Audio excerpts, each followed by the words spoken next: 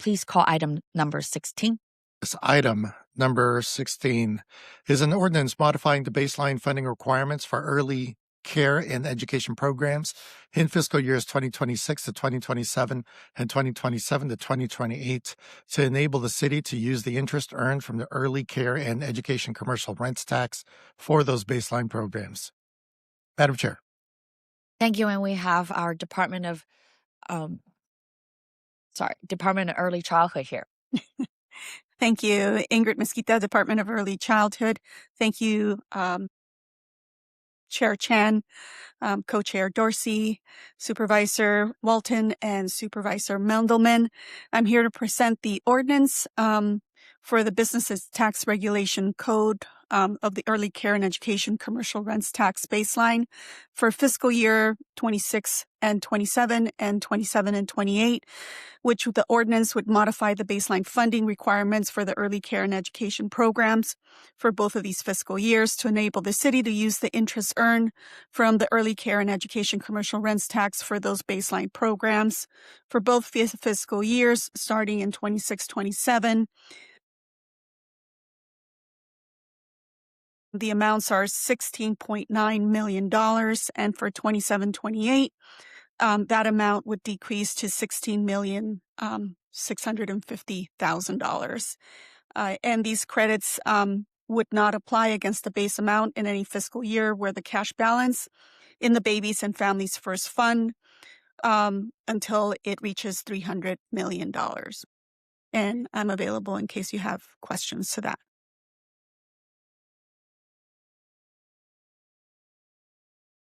Item 16 is an ordinance that would allow interest earned on the Babies and Family First Fund to reduce early care and education baseline appropriation requirements in 26-27 and in 27-28. The board has approved similar actions in each of the past 3 fiscal years.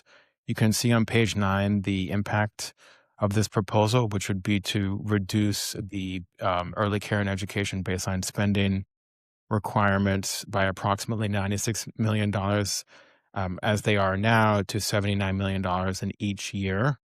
The interest would be appropriated to DEC's budget next year to fund Babies and Family First Fund eligible activities. The mayor's proposed budget does assume passage of this adjusted baseline spending requirement and also funds early care and education above the baseline spending requirement. So in each of the next 2 years, baseline spending for early care and education is $87 million approximately.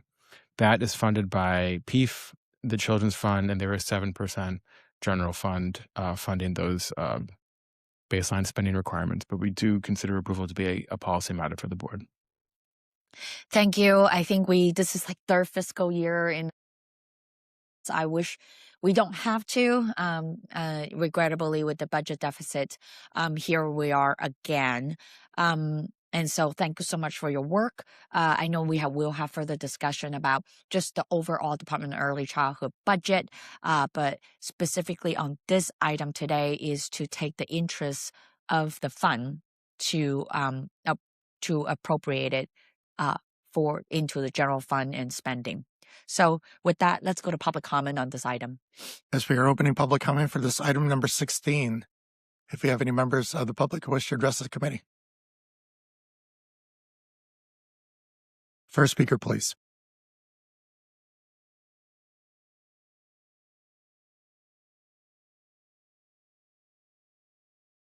Good afternoon, supervisors. My name is Lourdes Alarcon, and I live and work in San Francisco in the Excelsior neighborhood. We thank the members of the Board of Supervisors committing to expand ECE to more San Franciscans. As a parent and as an educator, I see the need. More funding and services for children with special needs is desperately needed. There are children with IEPs not receiving the services.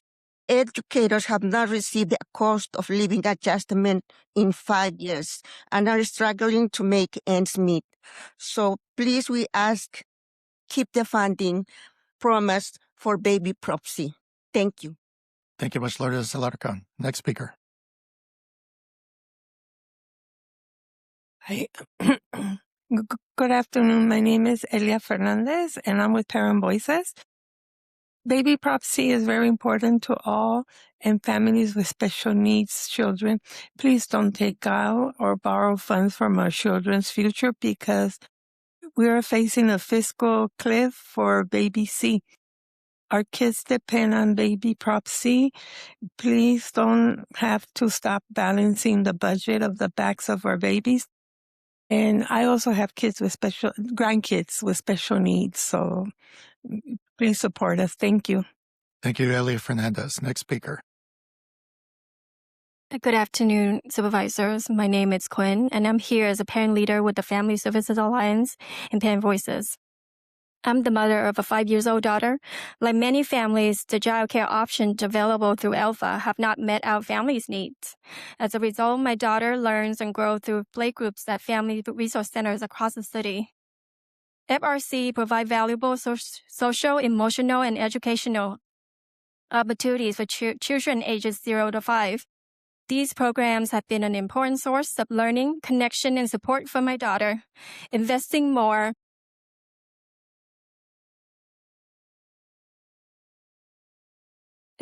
funding in Family Resource Center is a great way to put the Baby Prop C reserve to work now while directly supporting families like mine. I also support expanding access to childcare by allowing family, friends, and neighbor care for families who work weekends, night shift, and non-traditional hours. There are still many unmet childcare needs in our community, and we cannot keep borrowing from our future. Speaker's time has expired. Thank you, Huang. Next speaker. Thank you, Board of Supervisors. My name is Maria Luz Torre. I'm the organizer of Parent Voices. And even with Baby C funds, we still have a lot of unmet needs. There are still many families not getting access to childcare, like Queen, like Betsy that I mentioned last time, those who work evening and weekend shifts. We should allow for family, friend, neighbor care exception when Alpha is not available. We also need to fund respite care for families who cannot access full childcare. Example, moms who need to go to the dentist, doctor visit, do grocery shopping. We also need to address care for children with special needs by training the workforce and increasing their wages for this important job. And we also need to talk to our friend Governor Newsom because the legislature passed a budget yesterday that includes 30,000 childcare spots because we still have 1,000 children on the waiting list in San Francisco, and about 900 of them are not eligible for Baby C. We need also to we need transparency and accountability and know where Baby C funds. Thank you much, Maria Luz Torre, for addressing this committee. Next speaker, please. Hi, my name is Junebug, and I'm a leader with Parent Voices San Francisco. I'm born and raised here in the city, and I do want to thank the Board of Supervisors today for commitment to early care and education. I know that we're facing a difficult budget year. I also want to thank the mayor for making that commitment to protect Baby Prop C when he was running for mayor originally. I want to bring that up because it's important. People voted with that trust in mind. I come today without trying not to cry because I am a parent with a child with special needs and who requires an IEP and who requires an FFN provider. And we can't afford a reduction in these services. We need an increase. We need an investment. I have no one for my daughter to take care of. My daughter has cerebral palsy. And if I don't have an FFN provider to take care of her, how can I continue to help my community? This is, I can't believe that this is even up for a discussion. Please protect Baby Prop C. Please protect. Thank you much, Junebug, for addressing this committee. And seeing no other speakers in line, Madam Chair, that completes our queue. Seeing no public comments, public comment is now closed. Colleagues, as we have done previously, and sometimes my memory lapses, and then I think I could, and I'm going to explain this and walk us through what this is before us today. And if I'm inaccurate, Director Kittler, please jump in. But if I understand this correctly, and what we're trying to do here is that there's funds generated from, there's interest generated from the fund accrue from Baby C. And what we are doing right now is to take that interest that is generated from the fund to appropriate it into a general fund spending to actually help us offset the deficit. However, by technically taking that interest, we are also then have to technically adjust the baseline appropriation dollar amount. So the lower dollar amount is really the calculation of the interest, not the fact that we're lowering the appropriation of the overall of baby prop C. And I hope that's an accurate description and that's accurate enough, which we have done the previous. Anybody want to jump in? Fairly accurate. That is how we see it. Yes. Thank you. And so with that, we are, so colleagues, we have done this the last 2 fiscal years. It's not something that I think any of us really want to do. If we could, I think we would wanted to be able to bridge the deficit from every other fund. But frankly, this is really a suggestions by our former controller, Ben Rosenfeld, and by identifying interest generated from these funds, it became a good solution for the time being. But ultimately, for the long haul, it is my recommendation that we fulfill this application without taking any of the interest generated from any of the funds. So I don't see any name on the roster at the moment. Colleagues, I would like to move this item to full board with recommendation to the July 14 meeting. Second by Vice Chair Dorsey, and a roll call, please. And on that motion by Chair Chan, seconded by Vice Chair Dorsey, to refer this ordinance to the July 14th full board meeting. Vice Chair Dorsey. Dorsey, aye. Member Sauter. Sauter, aye. Member Walton. Walton, aye. Member Mandelman. Aye. Mandelman, aye. Chair Chan. Aye. Chan, aye. We have 5 ayes. The motion passes. And with that, Mr. Clerk, please call our last 2 items on today's agenda, items 17 and 18,